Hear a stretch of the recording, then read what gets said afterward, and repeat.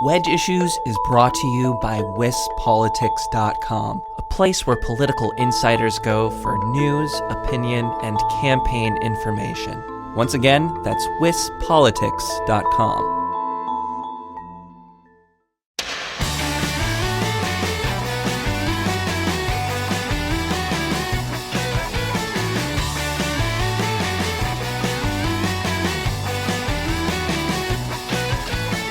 After a long and impressive career as a journalist, most recently reporting on state government and politics for the Milwaukee Journal Sentinel, Jason Stein left the Capitol Press Corps last year to take over as research director at the Wisconsin Policy Forum. The move made sense since he was already kind of the resident budget nerd in the Capitol press room. I'm Jessie Opoien, and this is Wedge Issues, a Cap Times podcast about state government and politics in Wisconsin. Jason joined me this week to talk about the research his organization has done on Governor Tony Evers' state budget proposal, on the dairy and manufacturing industries in Wisconsin, and the condition of the state's unemployment fund. They may not be the sexiest topics, but they're all really important, and Jason knows a lot about them. And if anyone can make them interesting, he can. Stay tuned for that conversation in just a minute.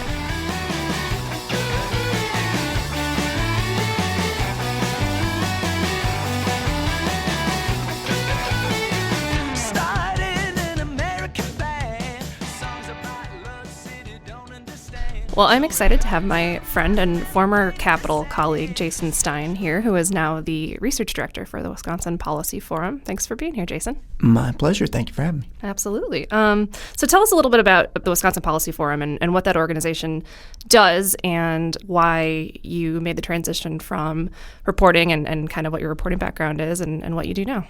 Sure. So the Wisconsin Policy Forum is both a pretty new and very old organization. So it was formed by a merger in January 2018 between two organizations. One was the Public Policy Forum in Milwaukee, which was more than 100 years old, and the Wisconsin Taxpayers Alliance, which went back to the Great Depression. Both those organizations look at government finance, education, state government, local government, issues like that from a nonpartisan perspective. But truly nonpartisan. Many people say they're nonpartisan. Right. We say it and we try to meet. We do our best to meet it. And myself, I was a business and then capital reporter for the Wisconsin State Journal and then Milwaukee Journal Sentinel, and transitioned into this new role where I continue to write about the things I used to write about about a year ago, almost exactly a year ago. It's a good role because you were kind of always the person in the press room that the rest of us who didn't know what we were doing when it came to looking at the numbers that would come out in a fiscal report. You were kind of the guy that we would go to, and now you can be that guy in a real way and not as a competitor, so it's good. Well, I don't think you guys need help, but if I can do a little bit of service here and there, then I'm happy to do it. So you guys have put out a lot of reports, and I know you've got a new one coming out that we'll talk about a little bit later, but I think we can probably start by just looking at the state budget, which Tony Evers introduced his first state budget, proposed it to the legislature a few months ago. We're about to really sink into the big fight over it as the legislature kind of determines whether and when they're going to introduce their own version and what that's going to look like.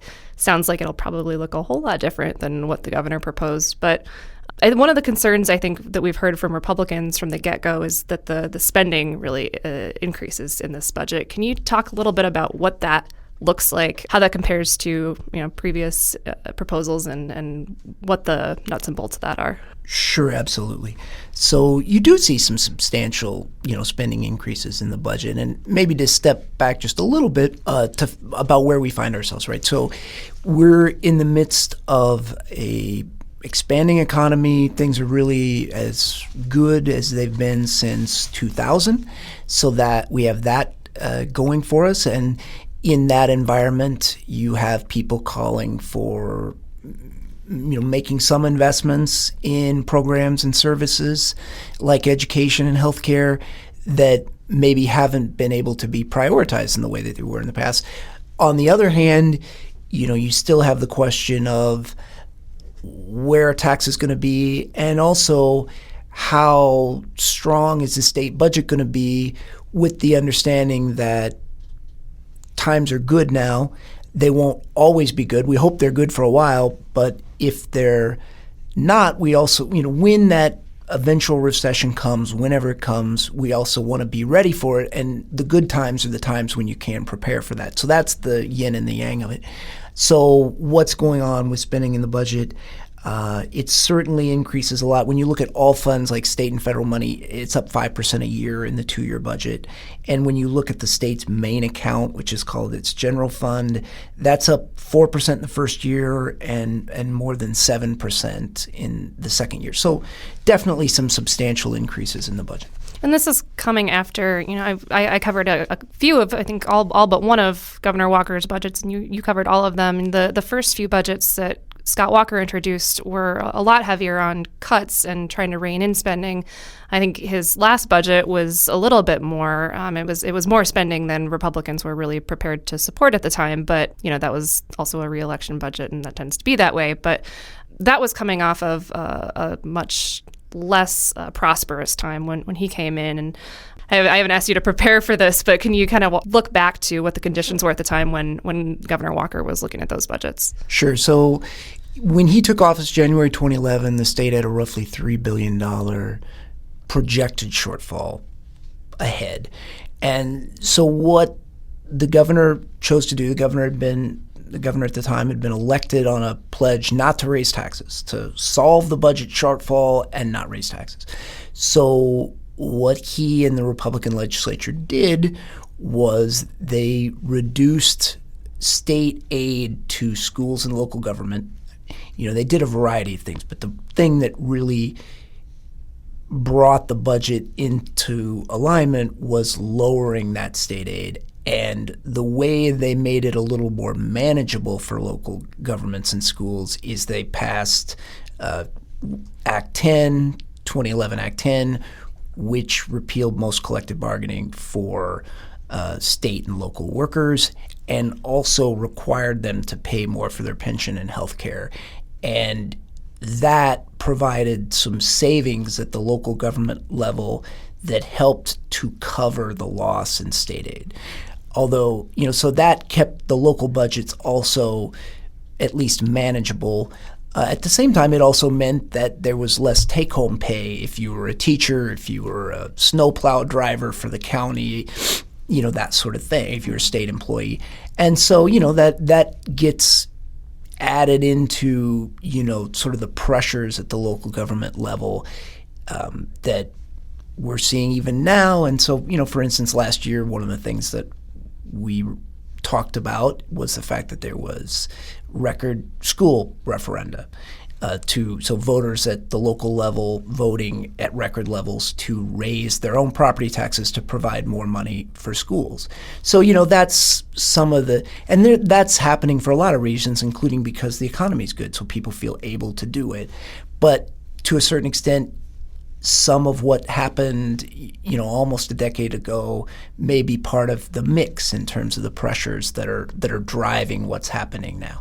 And something that backs up or is backed up by the votes we've seen in referenda is that polling shows that voters are comfortable raising their taxes to improve their schools, but they're still not so comfortable doing that to improve their roads. But, a lot of the priorities that we're seeing in Tony Evers' budget are things that tend to be backed up by polling that are popular right now in terms of accepting the federal Medicaid expansion and putting more money towards schools. How would you compare what we're seeing in terms of the items that he's chosen to prioritize? What do those priorities look like compared to what we saw in the previous administration? And how do we see those kind of funding differences? Well, one thread that is fairly common is, increases in education. So, the Governor Walker's last budget had a fairly sizable increase in education funding in the $600 million range over 2 years. Obviously, Governor Evers would increase it by $1.4 billion over 2 years. Pretty big difference between $600 million and what? Yeah. It's a big number and a really big number. Yeah. In addition, you talked about one of the main differences is that Governor Evers would expand the Medicaid program to provide health care for the needy by taking federal money available under the Affordable Care Act.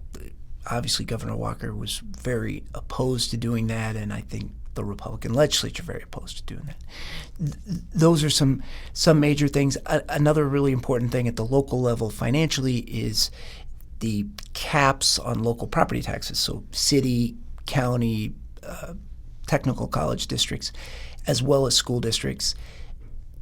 Governor Evers would take steps that would provide all of those local governments with some inflationary increases, whereas under the existing state law and the previous state budget, there would not be those increases for some local governments. Like, for instance, cities that aren't seeing new construction, they aren't seeing new buildings and homes being built, they wouldn't see that increase in their ability to raise property taxes under current law.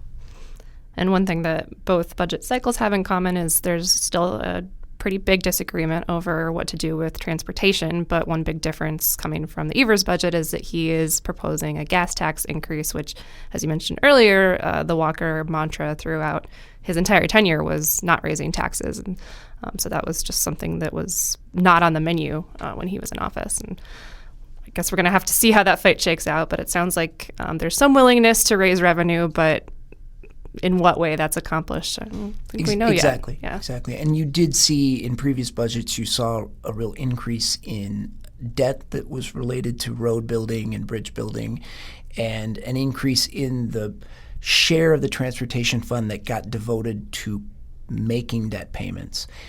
The governor's proposal, Governor Evers' proposal, would raise taxes, but it would also decrease borrowing, at least for roads. Now, in a separate part of the budget where you look at buildings, so state buildings, particularly on the UW campus, the governor would authorize a big increase in borrowing for that. So those are some of the trade-offs that would happen under this proposal, and you always see that, right? There's always a tension between, do you invest or with the cost and the potential taxes or borrowing or what have you that comes with that, or do you try to make do and in some cases maybe not attend to all the priorities that you have. Yeah.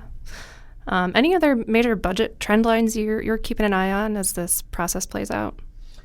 Well, one thing that we talked about that you maybe don't hear as much of in everyday discussion of the state budget is what's happening with the fiscal strength of the budget side. So the state is supposed to close the current year with almost $700 million in reserves in its main fund. It would even, under the governor's budget, that would grow in the first year, but then in the second year, we would use a lot of that fund balance we would spend it down to help cover these increases for schools, other priorities in the governor's budget. And so one thing that would mean would be that on the one hand, we would be addressing some priorities that the governor argues haven't been adequately taken care of in recent years. On the other hand, in the midst of a good economy with 3% unemployment, we would be essentially spending down the reserves that we would have in the event of a recession. So that's, and that has been historically for Wisconsin a real tension that's been there. And obviously when the last recession hit, the state was not in a good position compared to history of the 1990s or compared to other states to weather that recession. So that's also something to consider as we think about how do we act now when times are good, knowing that we hope they're going to be good a long time, but we don't know that. Sure. So speaking of tensions and priorities that an elected officials squabble over, how to spur job activity throughout the state, and in particular in some of the sectors that play a larger role in the state's economy, is a question that comes up a lot during policy debates, during budget debates. In particular, how is Wisconsin treating the manufacturing industry, which is a pretty sizable chunk of the state's economic activity? And your organization did a report on this. This is something that comes up when we talk about Kimberly-Clark giving incentive money to Kimberly-Clark, which seems like it was ages ago when we were having that fight, but continues to come up as we look at the state's deal with Foxconn. And question, what is the sensible policy in terms of providing incentives to companies, and what does the state get back in return on that? What did you look at in the report that you guys put out on this? Right. So last fall, we put out a report looking at the manufacturing industry, looking at the whole variety of state incentives that exist to help support that industry, and sort of to take a step back and say, looking at the trends that are happening, what does this say about our strategy as a state? Are there things that we could take away from this that might better inform how we approach the economy, approach not just manufacturing, but all the other important sectors going forward? So I think what you can say about manufacturing in Wisconsin is it is critical to the state. So if you look at the share of the workforce that ends up being accounted for by manufacturers, it's like 16%, which along with legislators, Indiana, it's like we're the highest or the second highest state in the country in terms of share of employment that comes from manufacturing. So, and a lot of other measures, once again, very important to our exports.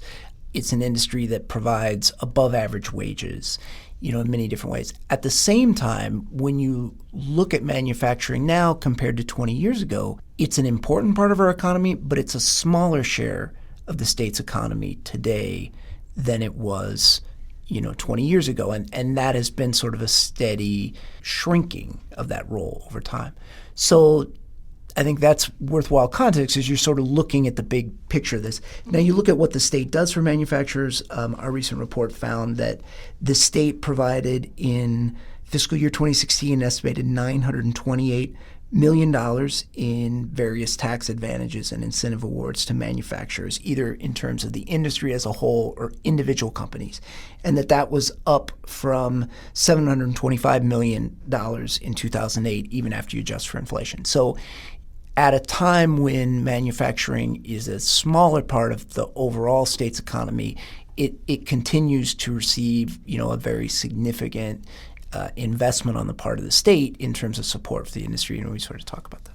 So in your research, did you look at the state's manufacturing and agriculture tax credit? That's something that comes up in political debates a lot, kind of a football that gets tossed back and forth. Democrats have been wanting to scale it back for years, arguing it does too much for the wealthy, and Republicans have been arguing that this is really important for the manufacturing industry. What did you learn about it in your research? Well, obviously, it is very timely right now. What that tax credit does is it eliminates almost all tax liability for manufacturers from the profits they make from their products at factories. The governor is proposing to eliminate that credit, most of that credit, and to use the money for other things like providing a 10% income tax cut for low and middle income taxpayers. The manufacturing ag credit is unusual, at least compared to the surrounding states. Don't have something like that. At the same time, they do have other things in their tax code that apply to corporate taxes that do help to diminish some of that advantage that Wisconsin manufacturers receive from that tax credit, and we don't need to get into the technical details of that. It's there's provisions called throwback provisions about how out-of-state sales are handled for tax purposes, and that helps to make up some of the difference between us and other states in that area. Did you have any other major takeaways or recommendations that came through in that report in terms of how Wisconsin handles manufacturing? I mean, I think the thing that you come away with is that once again, manufacturing is critical to the state, and I think in particular to a certain segment of the workforce that may be able to access family supporting wages through manufacturing and may not have the education, skills, or runway left in their career to get that income in another way. So I think, both from an economic perspective, but also from a broader social perspective, manufacturing clearly plays a very important role in the state. At the same time, it is a role that is contracting, that, the other parts of our economy are growing as a whole more quickly than manufacturing. So as we continue to provide incentives to that industry, that is something to consider. Both, how do we take care of this very crucial part of our economy in the here and now, but how do we also balance that against having the right approach for not just this year and next year, but the next 20, 30 years of the economy. And I think there really is some tension there that's got to be resolved.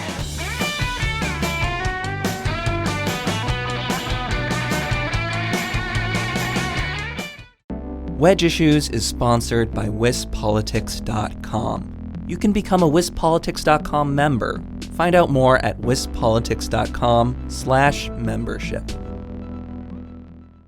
You've also studied another sector that's incredibly important to Wisconsin, being America's dairyland, the dairy industry, which has been really struggling quite a bit. And we've been seeing dairy bankruptcies. We've been seeing this play through in terms of mental health issues and economic issues. This really has a far-reaching effect in Wisconsin. And there are a lot of questions about how to lift this industry or how to help this industry lift itself out of the position that it's in right now. What did you guys look at in your dairy farming report? So what we looked at was a whole variety of factors, but the key finding that emerged out of that was looking at milk prices and bankruptcy filings in Wisconsin. So there's something under the federal bankruptcy code. It's called Chapter 12. You didn't need to worry about the technical details of that. But it's basically something that is used essentially in Wisconsin by family farms. And there's even sort of a technical definition of family farms. And what we saw was that bankruptcy filings under that chapter between 2014 and 2017 more than doubled. It's a relatively small number, but that chapter also is one that really may not be ideal for your average farmer. So the fact that you're seeing it rise, even if the numbers are relatively small, is probably an indicator of the much broader and deeper distress that is out there within the dairy industry, and that I think you see anecdotally in the news, almost every week. Yeah. And we did find that with a lag, as milk prices dropped, you did see those bankruptcies rise. So, there did appear to be a relationship there. And then, also in the report, we drew out a lot of other indicators about what are the sort of structural changes that you're seeing happening in that industry. We can talk about those. Sure. Is this a somewhat uniquely Wisconsin problem? So it is and it isn't. So obviously the problems in the dairy industry reflect low milk prices, and those are really a national and even sort of global phenomenon. So on the one hand, it is a national problem and not just a Wisconsin one. On the other hand, when you look at Chapter 12 filings, the increase in Wisconsin was larger than other upper Midwest states. So that may reflect the fact that we have a number of small farms. So our farms in Wisconsin skew small, especially our dairy farms. And they may, as small operations, lack the sort of resources that would enable them to better weather out hard times like these, especially as you're not having a few months or even a year of low milk prices, but this prolonged period of low prices. Yeah. And so what contributes to milk prices dropping or rising, and what other factors contribute to a farm declaring bankruptcy? Right. So again, there are a ton of factors, and some of them are not even national, they're international. But just to sort of look at Wisconsin as a microcosm of what's happening, at least at the national level, you see in Wisconsin that we have as many cows as we did. The number of cows we have is fairly stable, but you see the milk production per cow rising steadily over time. So farms continue to get more and more efficient at their production, and overall milk production rises. At the same time, you have trends nationally where consumers are not drinking as much milk per person as they used to do. we are eating more cheese as a country, but that doesn't make up for the drop in milk consumption. And, you think about products like soy milk, rice milk, things like that didn't exist, or at least they didn't exist in my small town Kansas upbringing. That demand isn't keeping up with the increase in in production. And so that's just basic economics that drives the price down. And at the same time, too, in some ways, as a farmer, it can be sort of a vicious cycle, because if you're not making as much money for every gallon of milk that you produce, your temptation may be to produce more milk so that you can sort of make it up on volume. Sure. But then, of course, if everybody does that, then that doesn't it doesn't help you, and in fact, it does the opposite. Yeah. So what possible solutions are being discussed, or what are ways that are being considered to work the way out of this problem? So, I think that's the difficult thing. Governor Walker appointed, and it's continued under Governor Evers, a dairy task force 2.0 that sort of reprises an earlier effort in that realm. And so it's got stakeholders from the industry and related groups that have been meeting and trying to come up with solutions. One of the challenges I think that state leaders face is, I think they obviously, on a bipartisan basis, really want to do something for the state's dairy farmers. The challenge is that, again, milk prices aren't something that any single state, even a dairy state like Wisconsin, can impact on their own. Mm-hmm. It really is national and even global. So that really introduces some challenges, because in certain ways, even things that the state could do might arguably be counterproductive. One thing that the state does is it enables farmers makes it easier for them to borrow by giving loan guarantees and things like that. Well, but part of the challenge is that farmers aren't able to pay the debts that they have now. Mm-hmm. So making it easier for them to borrow, on the one hand, might allow them to become more efficient and better able to weather hard times. At the same time, going more into debt may not be what a lot of operations in the state need right now. So that's sort of the tension and the challenge that the state faces as it tries to be helpful at this time. Yeah.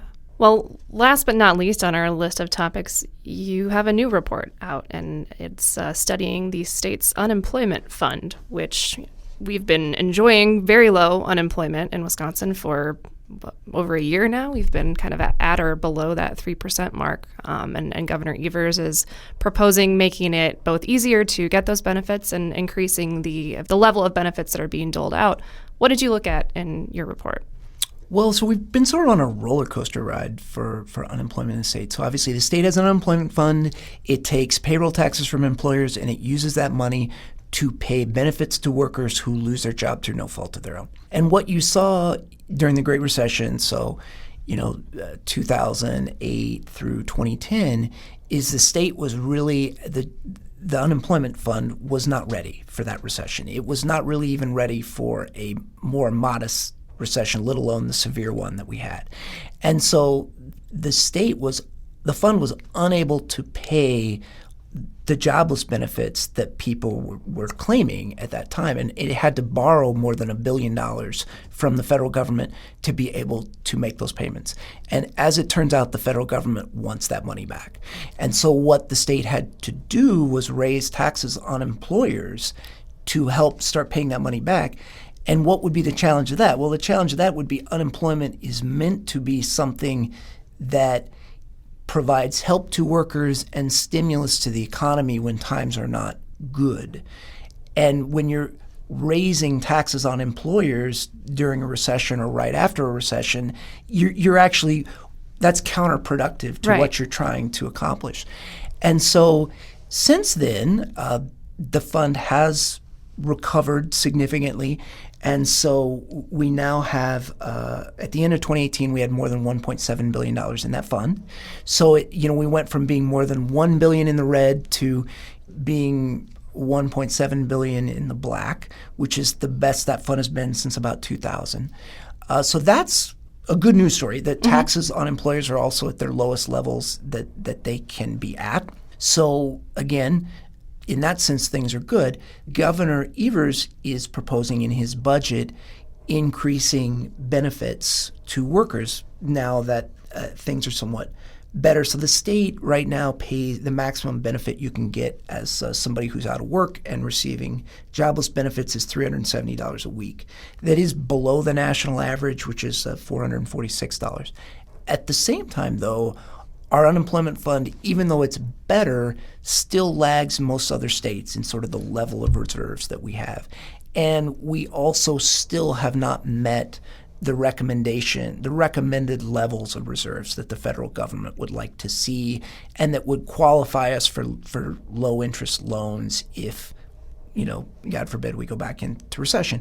And so we would have needed something like $1.9 billion at the end of 2018 to be at that level that the federal government recommends. So we'll have that report out, and that sort of looks at the tension between, on the one hand, having the fund in a position that it's ready in a recession, and on the other hand, again, keeping it benefit levels in this state at levels comparable to states around the country. Sure. Kind of the same push and pull we've been talking about throughout this conversation of what can you do for people now versus how do you prepare to take care of things down the road. Right. Exactly. Yeah. Exactly. And I think that's just an inherent challenge in state government in Wisconsin.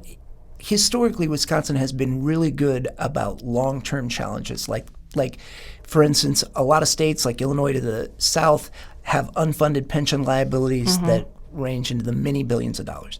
In Wisconsin, our pension is basically fully funded, and we have, for those sorts of long-term obligations, we're sitting pretty good.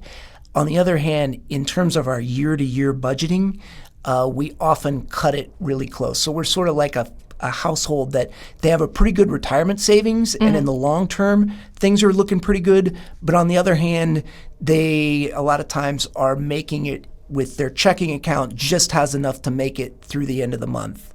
And so that's been, for Wisconsin, a lot of times the tension or the challenge is in the year-to-year operations of the state. And that's sometimes where the state has left itself exposed to, challenges during recessions. Well, this has been enlightening for me. I hope for our listeners, too. I appreciate you coming in. I will not let you get away without asking you the questions that I ask all the candidates that I have on here, even though you're not running for anything, I don't think. Here we go. What's your favorite Wisconsin beer? I mean, Moon Man has always been from New Glarus. It's been sort of a go-to beer for me. That's not like a very exciting answer, but It's a good beer, though. Yeah, when I go to the beer cooler, I often gravitate in that direction. Okay. Most people just say Spotted Cow, so you changed it up a little bit with the New Glarus, yeah. And your favorite Wisconsin cheese? That's a good question. I like blue cheeses, and I'm not going to be able to give you a brand here. But then also, I think Pleasant River Reserve has an aged cheddar, don't they? Yeah, I like that one too. Yeah. So there you go. A lot of good cheeses around. Well, how can people find you and your work and the Policy Forum's work? So to find the Policy Forum's work, wispolicyforum.org. You can find all our reports there. If you want to follow me on Twitter, I'm at Jason, M as in Mary, D as in dog, Stein. And look forward to the conversation. Great. Thanks for being here. Thank you.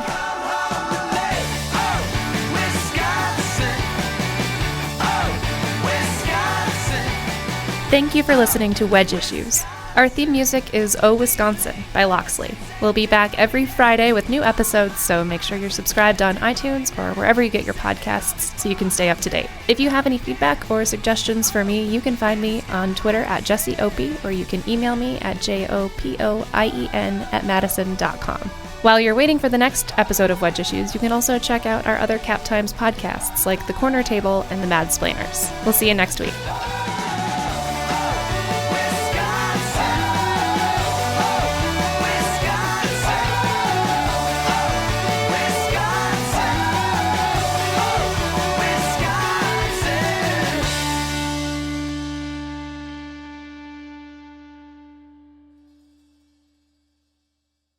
Wedge Issues has been brought to you by wispolitics.com. There are plenty of benefits to becoming a member. You can go to wispolitics.com/membership to find out more.